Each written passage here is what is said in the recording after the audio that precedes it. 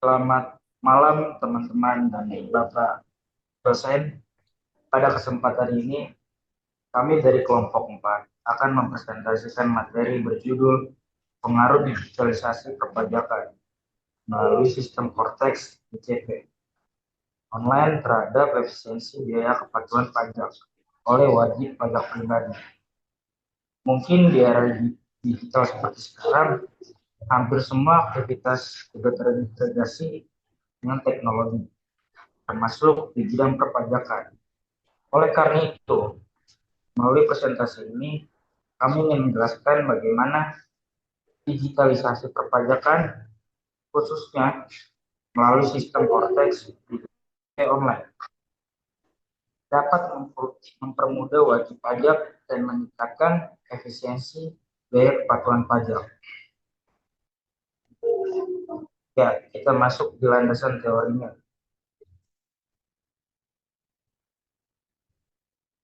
Digitalisasi perpajakan pada slide ini dijelaskan bahwa digitalisasi perpajakan merupakan penerapan teknologi informasi dalam administrasi pajak. Tujuan utamanya untuk meningkatkan efisiensi, transparansi, dan akuntabilitas layanan perpajakan. Salah satu bentuk nyata dari digitalisasi ini adalah sistem Cortex DGP Online yang mengintegrasikan proses pendaftaran, pelaporan, hingga pembayaran pajak dalam satu platform digital. Termasuk di slide 3,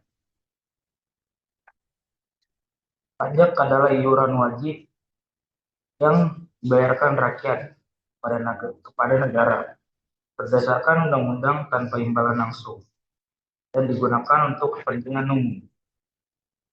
Menurut Undang-Undang Nomor 7 Tahun 2021, setiap wajib pajak yang memenuhi syarat wajib mendaftarkan diri untuk memperoleh NPWP. Pengertian ini juga diperkuat oleh pendapat Mardiasmo 2019 dan menyatakan bahwa pajak bersifat memaksa dan menjadi sumber utama penerimaan negara. Selanjutnya kita masuk di slide 4, itu ada data pajak dan pajak penghasilan atau PPh 21. Slide ini membahas pajak penghasilan pasal 21, yaitu pajak atas penghasilan diterima wajib, pajak orang pribadi dari pekerjaan atau jasa. Contoh penghasilan yang dikenakan PPh 21 antara lain berasal dari pekerja lepas, pekerja paruh waktu, kontraktor, royalti, hingga jual beli saham. Dengan adanya digitalisasi perpajakan, pengolahan data pajak ini jadi lebih rapi, cepat, dan mudah diakses oleh wajib pajak. Selanjutnya, kita masuk di slide 5, tarif PPh 21 dan penghasilan tidak kena pajak atau bisa disebut PTKP.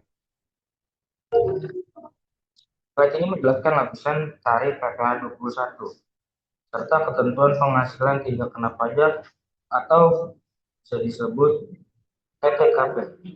PTKP diberikan untuk melindungi penghasilan minimum wajib pajak seperti 54 juta untuk wajib pajak orang pribadi. Tambahan bagi yang sudah menikah, istri yang penghasilannya digabung, serta tanggungan keluarga maksimal 3 orang. Ketentuan ini bertujuan menciptakan keadilan dalam pemungutan pajak. Selanjutnya akan dibacakan oleh Jaki.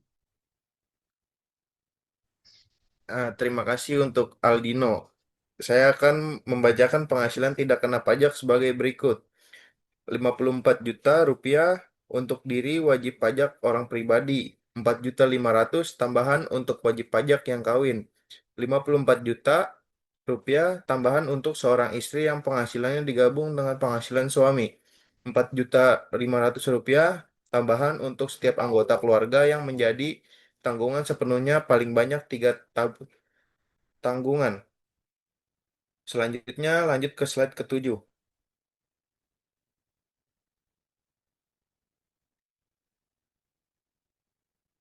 Jenis-jenis SPT. SPT pertama SPT 1770SS. SPT kedua SPT 17710S. SPT ketiga SPT 17710. SPT keempat SPT 1771. Selanjutnya lanjut ke slide ke-8. Cara pelaporan SPT wajib pajak pribadi yang perlu disiapkan adalah formulir 1721 A1 atau 1721 A2 dari pemberi kerja. Kedua, bukti pemotongan PPh pasal 21 lainnya jika ada penghasilan lain. Yang ketiga, daftar susunan keluarga. Yang keempat, daftar harta dan kewajiban atau hutang.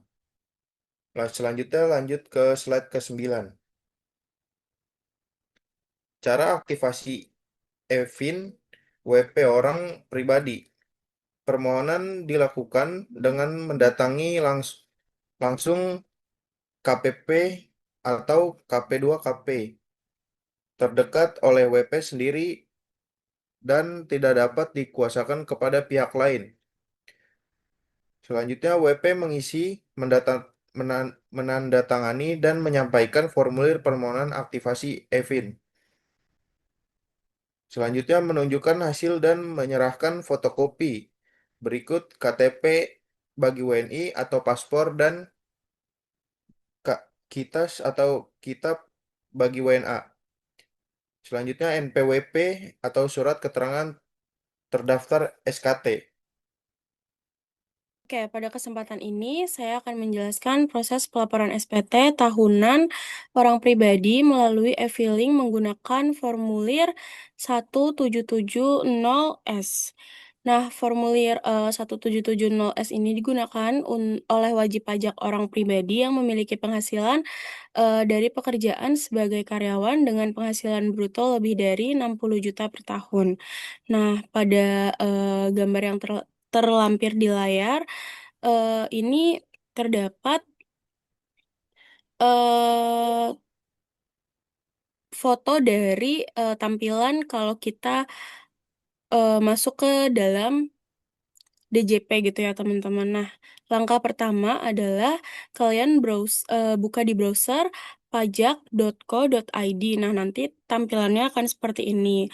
Lalu bisa dimasukkan NPWP dan nomor FIFIN dan juga kode keamanan yang sudah disediakan. Nah, kalau setelah sudah berhasil login, pada selanjutnya terdapat panduan pengisian e-filing. Di sini terdapat beberapa pertanyaan yang bisa dijawab sesuai dengan yang terjadi kepada pelapor gitu. Nah, selanjutnya langkah pertama untuk mengisi data formulir ini meliputi tahun pajak, juga status SPT. Di sini ada dua pilihan, ada normal dan pembetulan jika sebelumnya sudah melakukan pelaporan, tetapi ada koreksi seperti itu. Setelah data diisi dengan benar, wajib pajak dapat melanjutkan ke langkah berikutnya. Nah, di sini pada langkah ini, jika wajib pajak memiliki bukti pemotongan pajak, maka bukti tersebut harus ditambahkan. Nah, bukti pemotongan ini biasanya berasal dari formulir 1721 A1 atau 1721 A2 yang diberikan oleh pemberi pekerja. Nanti bisa langsung ditambahkan pada kolom yang sudah diberi tanda lingkaran tersebut. Nah, selanjutnya ini ada wajib pajak mengisi detail bukti potongan yang tadi sudah diberikan. Ini ada kolom jenis pajak, ada NPWP dan nama pemotong pajak, ada nomor dan tanggal bukti potong, juga ada jumlah PPh yang dipotong. Setelah semua data diisi, bukti potong disimpan ke dalam sistem. Nah, selanjutnya akan muncul tampilan seperti ini. Setelah disimpan, data bukti potong akan muncul dalam ringkasan pemotongan pajak pada langkah kedua. Nah, ringkasan ini menunjukkan jumlah pajak yang telah dipotong oleh pihak lain dan akan menjadi kredit pajak. Selanjutnya, penghasilan neto dalam negeri sehubungan dengan pekerjaan. Eh, setelah di Setelah, yang sebelumnya itu, tampilannya akan menjadi seperti ini dan bisa langsung dimasukkan penghasilan neto dalam negeri sehubungan dengan pekerjaan, lalu klik ke langkah berikutnya. Nah, selanjutnya ini jika wajib pajak memiliki penghasilan lain di dalam negeri, seperti honorarium atau hadiah, maka dapat diinput pada bagian ini. Tapi kalau misalkan tidak ada, bisa langsung klik tidak aja dan bisa langsung ke langkah berikutnya. Nah, selanjutnya masukkan penghasilan luar negeri bila ada. Nah, langkah ini digunakan untuk melaporkan penghasilan yang berasal dari luar negeri. Jika tidak memiliki penghasilan luar negeri, wajib pajak cukup memilih tidak dan melanjutkan ke tahap berikutnya. Nah, selanjutnya masukkan penghasilan yang tidak termasuk objek pajak bila ada. Pada bagian ini, wajib pajak melaporkan penghasilan yang bukan objek pajak seperti warisan atau hibah tertentu. Seperti sebelumnya, kalau misalkan tidak ada, bisa langsung klik pilihan tidak dan bisa lanjut ke langkah selanjutnya. Lalu, memasukkan penghasilan yang telah dipotong PPh final. Bila ada, kalau misalkan tidak ada juga seperti yang sebelumnya. Nah, misalkan di sini sebagai contoh, ada hadiah undian senilai 20 juta telah dipotong PPh final sebesar 25%, jadi yang dimasukkan adalah 5 juta saja, gitu. Selanjutnya, ada tambahan harta yang dimiliki oleh wajib pajak tersebut. Nah, wajib pajak, mengisi daftar harta yang dimiliki seperti misalkan kendaraan atau misalkan ada rumah, ada, harta yang dimiliki atas nama wajib pajak tersebut bisa banget langsung dimasukin ke sini. Tapi kalau misalkan sudah pernah dilaporkan pada tahun sebelumnya atau sebelumnya sudah pernah melaporkan harta tersebut, bisa langsung, eee, klik, dilaporkan pada tahun sebelumnya. Nah, jadinya data dapat ditampilkan kembali. Nah, lalu di sini ada daftar utang, di mana apabila wajib pajak memiliki utang seperti kredit kendaraan atau, cicilan rumah dan lain-lain, ini bisa dimasukkan ke di sini. Lalu di sini ada daftar tanggungan, pada tahap ini wajib pajak mengisi data tanggungan keluarga seperti anak atau anggota keluarga yang lain yang menjadi tanggungan. Nah, selanjutnya ada zakat atau sumbangan keagamaan wajib. Nah, jika wajib pajak membayar zakat atau sumbangan keagamaan wajib melalui lembaga yang resmi, maka dapat diinput sebagai pengurangan penghasilan kena pajak. Nah, selanjutnya wajib pajak, menentukan status kewajiban perpajakan suami istri, apakah digabung atau terpisah sesuai kondisi yang sebenarnya. Nah, selanjutnya kredit pajak dan PPh pasal 24 dan juga ada 25. Nah, di sini jika terdapat pembayaran PPh pasal 25 atau kredit pajak lainnya, maka diisi pada bagian ini, tapi jika tidak ada bisa dilewati saja. Selanjutnya ada perhitungan pajak penghasilan. Nah, pada langkah ini sistem akan menampilkan, hasil perhitungan pajak penghasilan secara otomatis termasuk penghasilan kena pajak, pajak terutang, dan status SPT. Nah,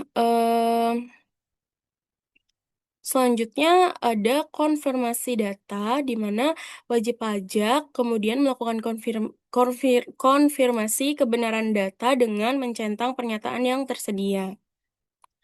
Nah, setelah itu, langkah terakhir adalah meminta kode verifikasi yang dikirim melalui email atau nomor handphone.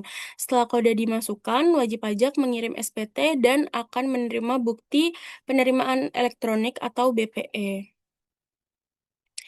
Nah, ini adalah tampilan setelah bukti penerimaan elektronik sudah di-email kepada kami. Ini menandakan bahwa pelaporan pajak yang kita laporkan tadi setelah mengisi beberapa pertanyaan, beberapa formulir itu sudah disetujui oleh DJP seperti itu.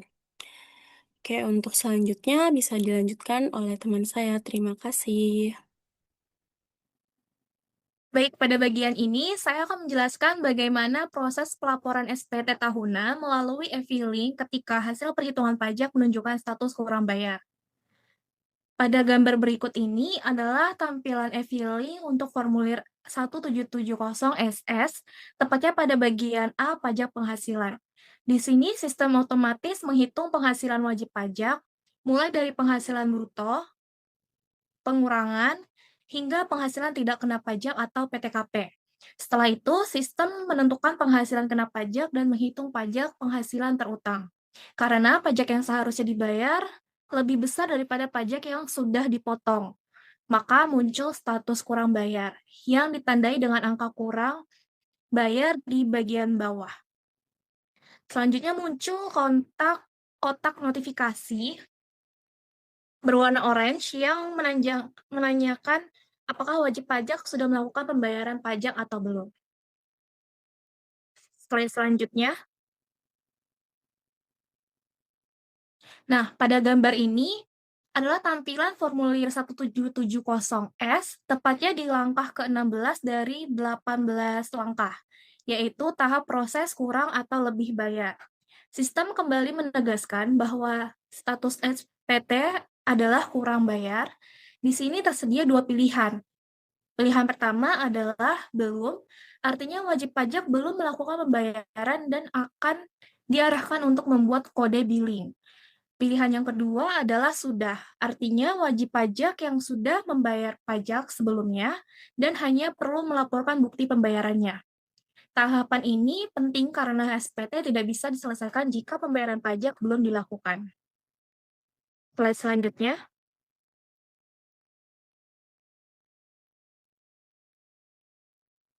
Nah, pada gambar ini ditampilkan kondisi ketika wajib pajak sudah melakukan pembayaran pajak. Wajib pajak memilih opsi sudah, saya sudah melakukan pembayaran. Setelah itu, wajib memasukkan nomor transaksi penerimaan negara atau NTPN serta tanggal pembayaran pajak sesuai dengan yang tertera pada bukti pembayaran, misalnya dari bank atau kantor pos. NTPN ini berfungsi sebagai bukti sah bahwa pajak telah dibayarkan ke kas negara. Jika data NTPN dan tanggal pembayaran diisi dengan benar, maka proses pelaporan SPT dapat dilanjutkan hingga selesai. Slide selanjutnya. Lalu pada slide berikutnya, jika belum membayar, silakan pilih belum, kemudian pilih buat kode billing. Nah, selanjutnya silakan bayar kode billing tersebut di ATM atau internet banking, atau IDC, atau bank persepsi, atau kantor pos persepsi. Jika sudah membayar, buka dan edit kembali SPT-nya di menu, lalu input NTPN dan tanggal. Lalu lanjutkan hingga tahap pengiriman SPT.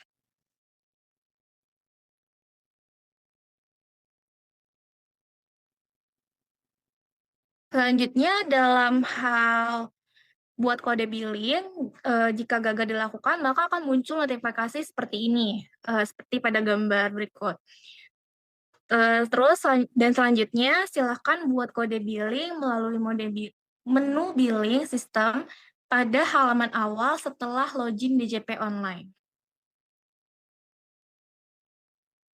Kemudian pilih isi SSE pada gambar berikut. Selanjutnya,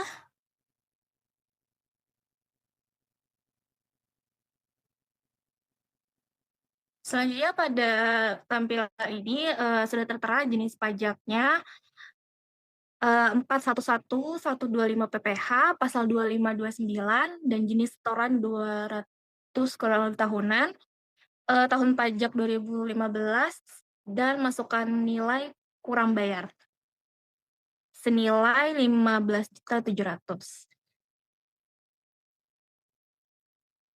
Lalu selanjutnya klik simpan untuk melanjutkan dan klik iya jika yakin data sudah benar.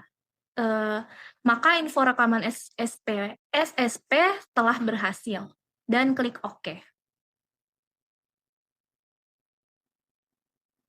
Selanjutnya klik kode billing untuk menerbitkan ID billing.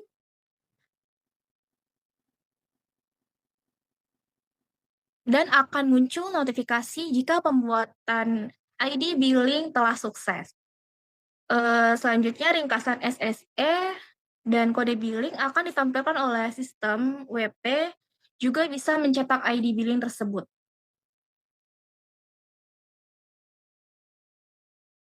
Nah, berikut ini adalah tampilan cetakan ID billing, dan silakan bayar kode billing tersebut melalui ATM, internet banking, teller bank, mesin mini ATM atau kantor pos. Dan selanjutnya masukkan NTPN dan dari bukti penerimaan negara atau BPN ke e-filing.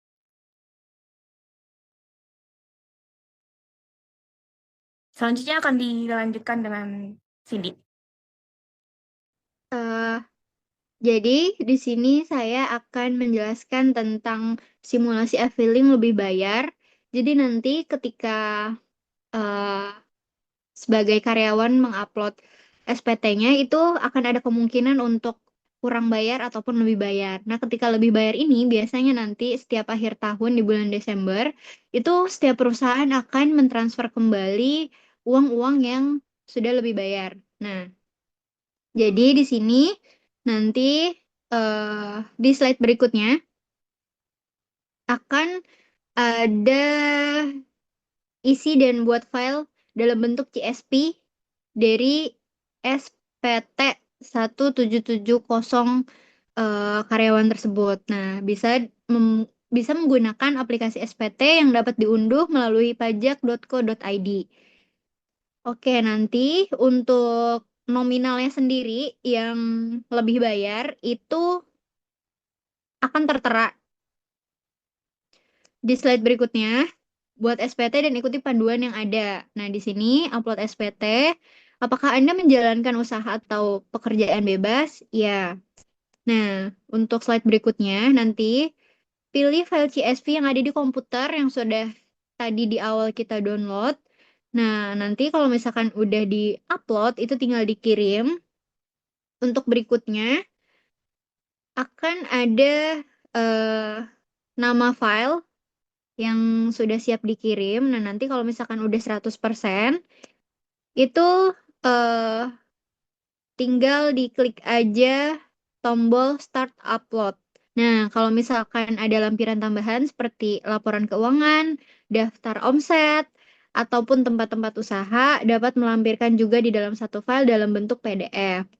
Nanti tinggal diupload. Di slide berikutnya, jika file yang akan diupload itu telah dipilih semua, nanti tinggal klik Start Upload. Terus, kalau misalkan SPT-nya udah berhasil diupload, maka akan muncul notifikasi seperti ini dan klik OK. Nah, setelah upload SPT itu nanti akan ditampilkan ringkasannya. Untuk jenis formulirnya apa, tahun atau masa pajaknya berapa, untuk statusnya kurang atau lebih bayar ya. Nah, nanti di sini kita pilihnya itu lebih bayar. Untuk nominalnya Rp4.551.250. Nah, untuk catatannya, kalau misalkan siap kirim, tinggal dikirim aja SPT-nya. Nah, untuk yang selanjutnya, ambil kode verifikasi, lalu isi dan kirim. Nah, nanti untuk langkah pertama, klik di sini, terus nanti verifikasinya itu mau dikirim ke email ataupun nomor handphone itu terserah. Nanti untuk selanjutnya, klik OK. Terus yang Cara yang keempat, nanti buka di email. Kalau misalkan kalian kirimnya ke email, nanti akan ada kode verifikasinya.